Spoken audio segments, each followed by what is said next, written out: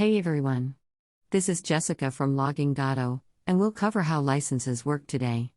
As always, we do provide a limited number of unenforced licenses in Loggingato so you can try before you buy. Licenses can be bought retail through our portal, or can be bought in bulk from us directly. Even without any licenses, the system will allow 2 connections for testing and development.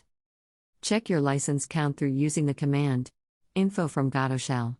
From this example below, there are no active purchased licenses, but the server is accepting up to 2 inputs. Each license is for a year, but has a generous overlap period. When license expiration is approaching, you can just renew and add to the license pool on the server. You'll appear to be over-provisioned until the old licenses expire. As always, remove clients don't count against the quota. To enter the license store, go our website and just click on the link on the top bar. The store uses only OpenID for login to prevent us storing any user info, so make sure you disable pop-up blockers on this site. If not, you will see a warning on the top bar of your browser. Enable pop-ups and log in again until you see the dashboard. Once inside, if you have any active licenses, you can download them from the portal directly. In this case, we don't have any licenses, so let's buy a few. This is a debug instance, so we'll just use the test Visa card numbers.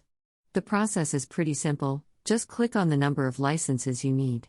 If you are going to expand more later, just get what you need for now. Because of the flexible terms, it's really up to you. The checkout page is hosted on our payment partner, and it's fully PCI compliant. We do not see or know anything about your card numbers. The card info doesn't matter for the license as long as it's correct, so you can use your internal purchasing card and just go. The charge will appear as Loggingato. Once the payment goes though, it's available on the board.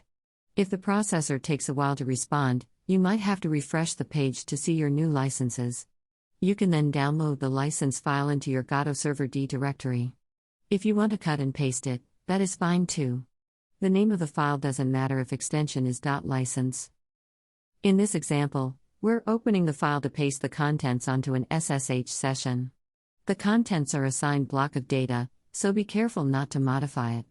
Then it's as simple as putting the file in the directory and waiting. Without 10 minutes, the new license will load and expand your local license too. So easy.